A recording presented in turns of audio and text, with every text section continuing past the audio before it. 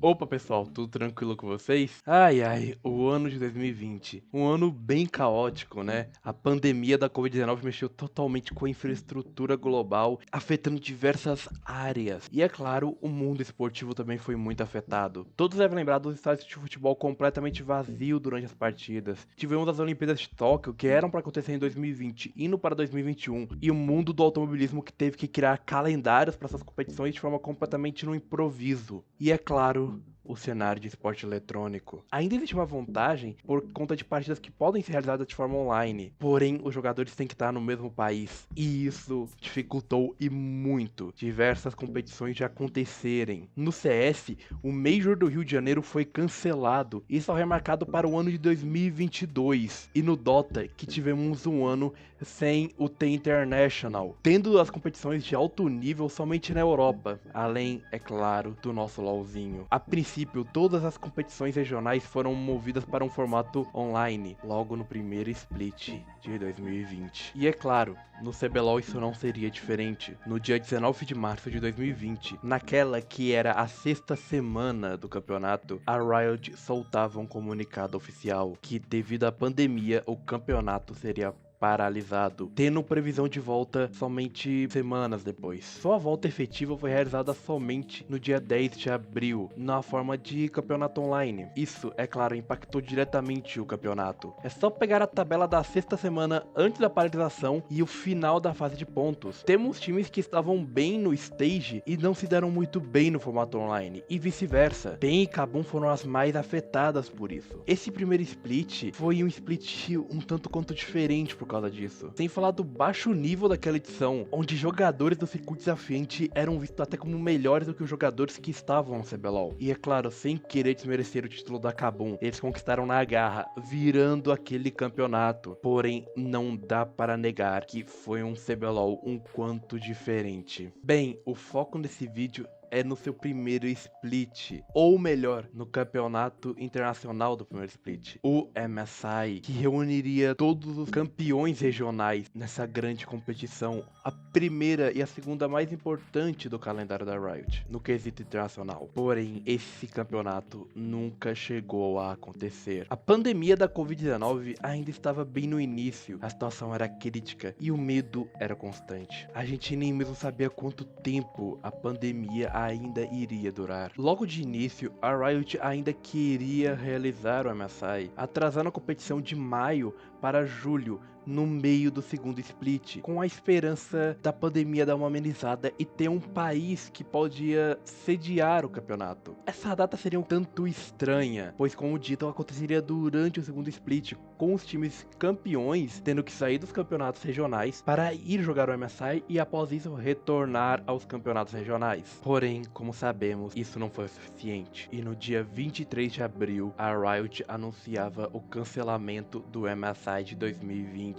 fazendo o primeiro split daquele ano ter um valor muito menor que os outros splits. Este anúncio acabou trazendo diversas reações mistas da comunidade. É claro que a comunidade brasileira não perderia a oportunidade de zoar o CBLOL e seus times, falando que não iríamos passar vergonha naquele campeonato, que seria uma vitória ou cancelamento. Porém, tirando as piadas, era senso comum que o MSI realmente não tinha como acontecer. Em seu lugar, para não deixar um buraco no calendário, a Riot realizou vários eventos regionais, entre eles uma competição entre a LCK e a LPL, com os 4 primeiros colocados das duas ligas se enfrentando nesse campeonato, com a Test, 369, Karsa e Knight, um bom time ganhando o campeonato. Outra competição nesse estilo era entre os times da VCS e da PCS, com os 2 primeiros colocados de cada liga se enfrentando, e no final a Talon sairia campeã desse campeonato, além de diversos outros show matches ao entorno das ligas. Esse evento foi chamado de Mid-Season Streamation, uma brincadeira com o nome da MSI, de Mid-Season Invitational. Porém, eu trago uma pergunta para vocês: e se esse MSI tivesse acontecido? quem seria o campeão dele, como seria esse campeonato. No caso, faremos um exercício de imaginação, fazendo um e se em um mundo imaginário, em que a Riot deu um jeito de realizar esse campeonato em algum país isolado. Então estaremos apenas pegando os times que disputariam esse MSI e usando como base o cenário de LoL naquele ano e nos anos anteriores, tentar adivinhar quem seria o campeão desse torneio. Porém, primeiramente, eu acho importante a gente entender como era para funcionar aquele torneio e conhecer os times que iriam disputar o Mid-Season Invitational. Sobre o formato, isso acaba sendo algo complicado. Sabemos que ele seria baseado no formato de 2019, com um play-in e uma fase principal, porém um formato em específico não foi revelado. Eu realmente pesquisei bastante e não achei nada em específico. Se vocês souberem de alguma notícia da época, explicando como é que seria o formato, por favor, bote aqui nos comentários, porque eu realmente não consegui achar. Informações úteis que eu acabei encontrando, no caso foi na Wikipedia, onde os times estavam separados na fase de grupo e nos play-ins. Com isso, eu tenho uma ideia de como seria esse formato. É claro, pegando como base o MSI de 2019. Com algumas mudanças importantes. O MSI de 2020 era para ter 12 times, um a menos que o ano anterior, já que a LST do Sudeste Asiático e a LMS de Taiwan se uniram, formando apenas uma grande liga, a PCS. Isso é importante para o formato, pois com essas mudanças, as ligas minors diminuiriam, sendo agora 8 ligas, com todas elas começando na fase de play-ins. Então, TCL, LLA, LJL, CBLOL, OPL, PCS, VCS e LCL estariam nos play-ins. Já as ligas majors, que seriam LCK, LPL, LEC e LCS, iriam direto para a fase de grupos. Com isso em mente, eu pensei numa forma que esse formato de MSI poderia acontecer. Os play-ins teriam 8 times das 8 ligas minors, sendo dividido em 2 grupos de 4 times cada. O sorteio desses grupos que faremos aqui nesse vídeo serão baseados em suas pools, em seus potes. Cada grupo tem que ter 2 times de cada pote, e esses potes serão baseados no MSI de 2019. A PCS vai assumir o pote 1, já que a LST, uma das ligas formadoras da PCS, era pote 1 no MSI passado, então ela continuará como esse pote. Com os grupos separados, os times se enfrentariam em formato de ida e volta, e o primeiro de cada grupo iria avançar de forma direta à fase de grupos do MSI. Então iríamos para a fase de grupo. Sim, grupo, pois apenas seria um grande grupo com os 6 times, os 2 do play-in e os 4 campeões das ligas majors, com eles se enfrentando no mesmo formato de ida e volta, e os 4 primeiros avançando para as semifinais, com o primeiro lugar enfrentando o quarto e o segundo lugar enfrentando o terceiro. Nisso, eles iriam se afunilando até a final, e lá sairia o campeão do MSI. Bom, após entendermos o formato e como vai funcionar esse MSI hipotético, vamos dar uma olhada nos times que iriam participar desse MSI originalmente, começando pelas minors e após isso indo para as majors. O representante turco da TCL seria a equipe da Fenerbahçe Esportes, equipe já tradicional dentro da liga. O time acabou não tendo muitas dificuldades na liga turca, ganhando ela com uma certa facilidade. Além disso, o time possuía o ADC Holy Phoenix, um dos grandes nomes da Turquia durante toda sua história, e o top laner Hirit, que a gente brasileiro já conhece muito bem. O time vivia um bom momento na liga e seria o seu segundo MSI seguido. A Oceania era para ter um estreante no MSI, a Legacy Esportes, com eles conquistando seu primeiro título regional após diversas tentativas e muitos segundos lugares. Eles já haviam disputado competições internacionais, tendo inclusive um título de Rift Rivals. A equipe tinha em seu elenco o suporte Isles, que atualmente está jogando no NA há um bom tempo. O seu atual time é a Dignitas, com ele também tendo passagens pela Cloud9. Outra estreante que era para participar daquele MSI era a jovem equipe da All Knights, que conquistava o seu primeiro título de LLA apenas com 2 anos de existência. Aquela seria a sua única oportunidade de jogar uma competição internacional, visto que eles nunca mais conquistaram um título de liga. Um dos destaques da equipe era o coreano Shisu, que atuava no top, que também é outro conhecido por nós brasileiros, graças à sua passagem pelo Flamengo Esportes, agora uma equipe já tradicional nos campeonatos internacionais. O título da LJL iria novamente para a DFM, dominando totalmente a sua liga. Mesmo com um tropeço nos playoffs, eles acabaram ganhando o título da sua liga. Lembrando que esse time já era praticamente toda a base do time que ia fazer história no Mundial de 2021. Porém, na época, o Ari ainda não era seu mid, com eles tendo o japonês Ceros no lugar. Também não tivemos surpresas na LCL da Rússia, pois a Unicorn of Love vinha ganhando todos os títulos desde 2019. E bom, não seria diferente aqui. Mais uma vez, a equipe russa não teve problemas nenhum na liga, e ela durante todo o campeonato perdeu apenas um jogo para a equipe da Hawks, e nos playoffs foram 2 tranquilos 3-0, sem muita dificuldade, com eles indo para mais um MSI. Uma das surpresas vinha do nosso CBLOL. A Kabum era para ser a representante brasileira nessa MSI. A equipe conquistou a vaga nos playoffs do CBLOL somente nas últimas semanas, após conquistar 6 vitórias seguidas, pegando a última vaga. Após isso, sem a pressão do stage do presencial, eles aplicaram 2 3-0. Um para cima da favorita daquele campeonato, inclusive a Vivo Cage, e outro na final para cima do Flamengo, uma equipe que ninguém apostava que iria ganhar aquele CBLOL. Algo também interessante de falar é que aquele título de CBLOL seria o primeiro dos 4 títulos do suporte Cells. Outra liga que teve uma zebra em seu campeão foi na VCS do Vietnã. A favorita GAN acabou perdendo seu título para a Team Flash, uma equipe que dominaria aquele ano de VCS, porém nunca chegou a disputar um torneio internacional. Por conta da pandemia, a VCS se fechou muito, mais que as outras ligas. Um dos jogadores daquele time era o Midcat, que anos depois iria fazer aquela grande defesa de Nexus pela GAN sobre a chinesa TES, garantindo a vitória da equipe vietnamita naquele mundial. A primeira edição da nova liga da Riot também viria com o primeiro título de uma equipe, a Talon, que na época não havia feito ainda sua parceria com a PSG, não teve uma vida fácil na liga. Chegou a cair para a Lower Bracket e ganhando 3 séries por 3-2 naqueles playoffs. Algo interessante de se notar é que esse era um dos primeiros títulos do Jungle River, que atualmente joga no NA.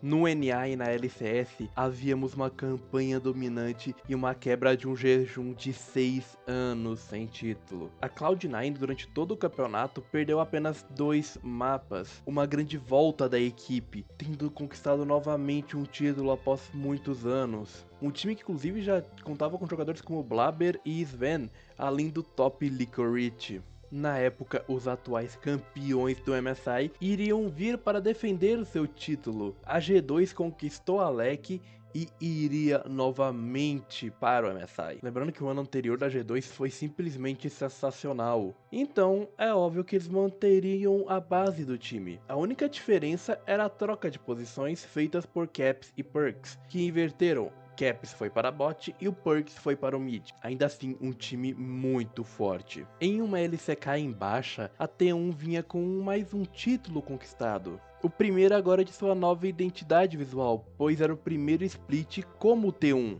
Numa tentativa de renovar o time, eles vinham com o top e jungle trocados após a derrota em 2019 para a G2 no Mundial, trazendo o Kana para o top e o Cus para a jungle, assumindo o lugar assim do Khan e do Clid. E por fim, a LPL vinha como a liga mais forte da época. E com um time estreante, inclusive. A JDG conquistava o seu primeiro título de LPL, ganhando o título inclusive para cima da FPX, que era a atual campeã do Mundial e a favorita daquele ano, a TES. Com isso, o time de Canavi e Yagal estariam indo jogar este MSI. Bom, agora que já conhecemos os nossos times, vamos falar um pouco dos favoritos ao título do MSI. Usaremos como base 3 competições específicas do ano de 19 e de 20. O Mundial de 2019, onde é possível ver bem o momento atual de cada liga, pegando uma régua para ver a força e a relevância que cada liga tinha no momento. Outra competição que usaremos é a Mid-Season Cup. Mesmo sendo uma competição de showmatch,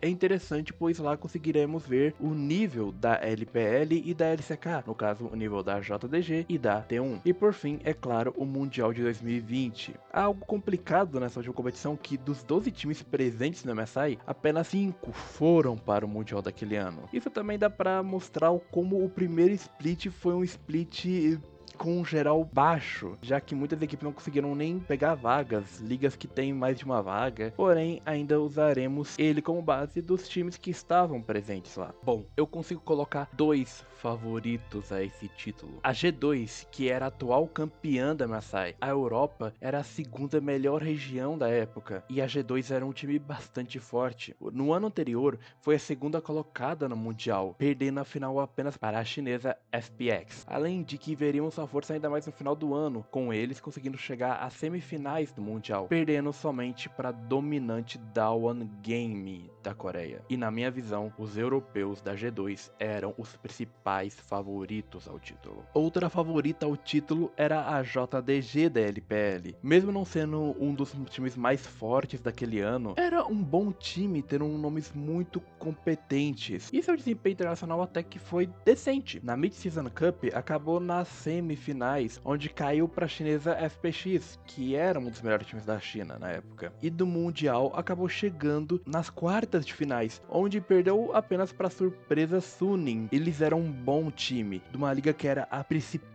liga da época, então é impossível não colocar eles como um dos favoritos ao título. Agora, correndo por fora, tínhamos a T1 de Faker, porém, é claro, esse time ainda tinha suas dúvidas. Eles vinham de uma LCK fraca nos últimos anos, sendo a terceira força no quesito de ligas mundiais, ficando atrás da LPL da China e da LEC da Europa. Aquele ano ainda seria o primeiro ano da retomada coreana, porém a T1 não participaria desse primeiro ano da retomada.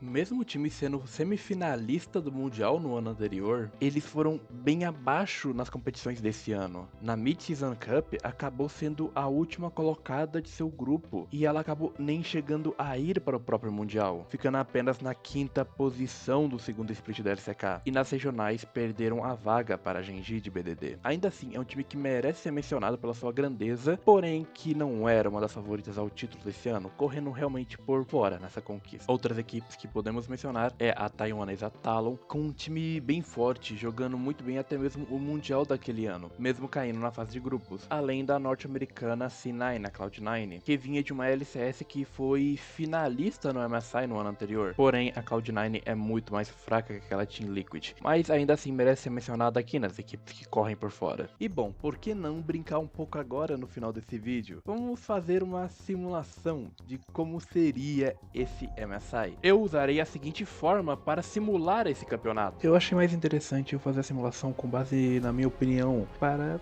vermos quem poderia ganhar este MSI. Então, né, levem isso na brincadeira. Dito isso, eu realizei os sorteios do grupo dos play-ins, seguindo os potes devidos, e assim que ficou cada grupo e a classificação final deles. O grupo A contaria com Fenerbahçe, Unicorn of Love, DFM e All Knights, enquanto o grupo B contaria com Team Flash, Talon, Legacy e Kabum. Para mim, o grupo A terminaria dessa forma. A Unicorn of Love, para mim, é o melhor time desse grupo, e eu acho que eles ficariam em primeiro, ganhando 5 jogos e perdendo apenas um, sendo um deslize para Fenerbahçe, que é a segunda colocada. Uma equipe boa, porém que eu acho ainda abaixo dos russos. Seguindo o restante, temos a All Knights, que venceria apenas 2 jogos, contra a última colocada da FM, que para mim seria a pior equipe da competição, perdendo todos os seus jogos. Lembrando que faz sentido a América Latina ganhar esses 2 jogos agora, por conta do momento que a América Latina estava vivendo, que é um momento inclusive que podemos falar que era melhor até que o CBLOL estava vivendo. O grupo B já ficaria da seguinte forma: a Talon para mim é a melhor equipe desse play-in de forma disparada, então é claro, eles passam em primeiro lugar, ganhando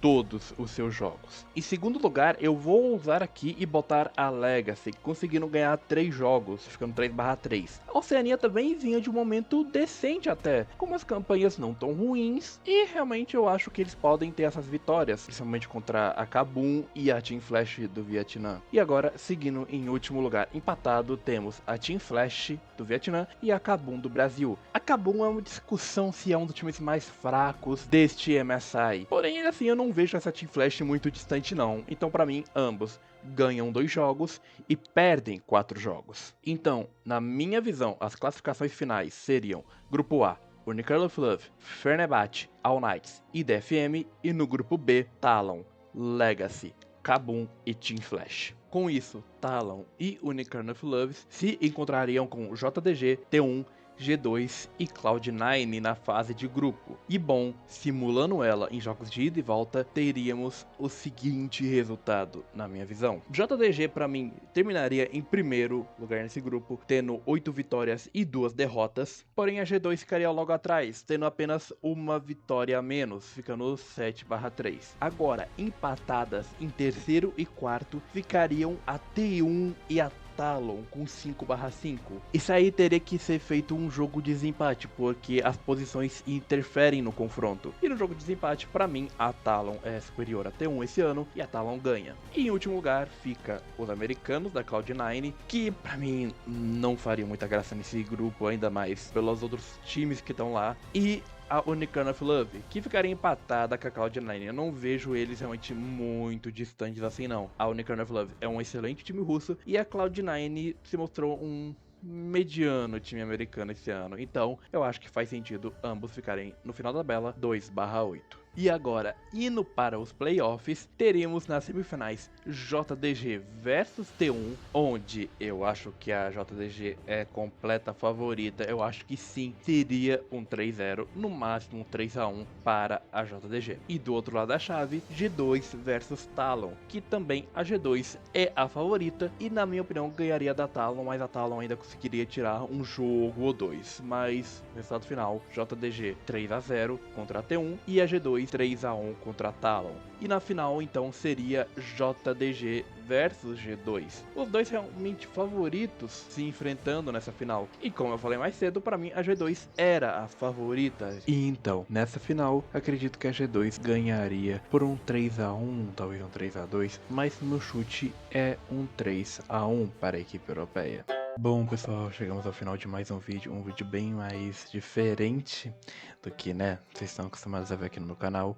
Foi um vídeo que me deu um pouquinho de trabalho a mais, não por causa da pesquisa e pelo formato, mas sim pelo tempo que eu levei nele, que foi uma sequência de fatores na minha vida, tanto pessoal quanto na faculdade, que impossibilitaram de eu entregar esse vídeo no prazo que eu tinha estimado antes. Bom, mas se gostaram da ideia, se gostaram desse tipo de vídeo, comentem aí pra eu fazer mais vídeos nesse esquema, mais diferentes. Bom, enfim pessoal, muito obrigado por assistir até o final. Eu sou o João Novo 5 e caso não nos vejamos novamente, tenha um bom dia, uma boa tarde e uma boa noite.